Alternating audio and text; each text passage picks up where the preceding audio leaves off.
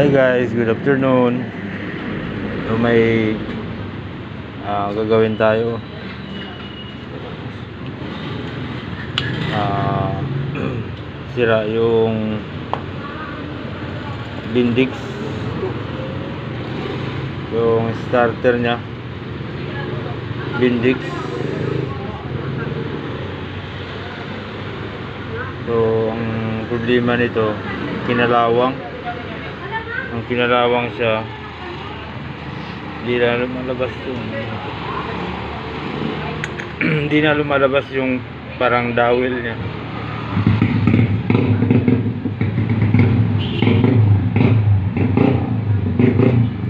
Na-stuck na siya kahit anong,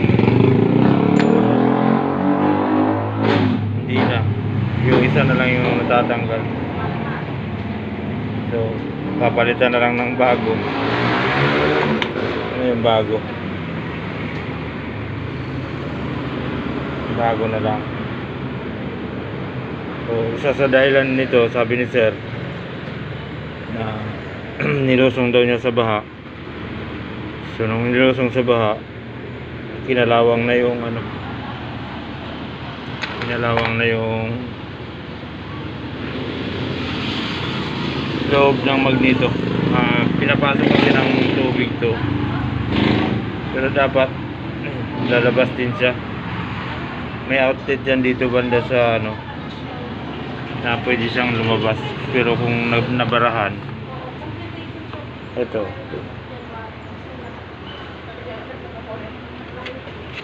siya,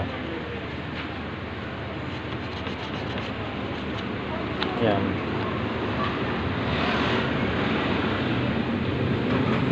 Itong butas na to, dapat hindi ito siya mabarahan para kung may pumasok na to, hindi siya ma-stuck.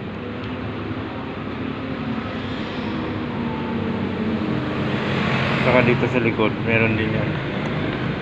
Ito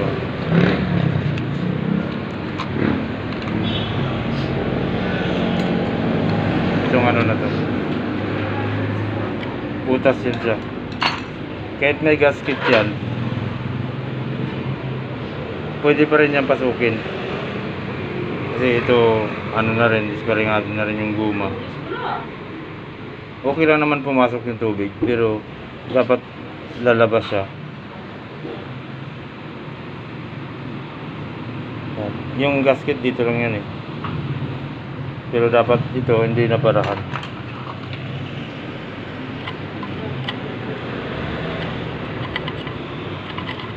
Para kung may tubig na pumasok, lalabas lang din siya. So ang papalit kami ng Bindix na lang para gumana ulit yung starter ni sir, kasi nagbili na siya ng bagong battery. So sayang naman kung hindi mapagana yung starter. So yun lang muna guys sa ngayon. Like and share na lang sa mga videos ko, saka subscribe na rin, follow na rin sa account ko sa YouTube. Maraming salamat guys, God bless.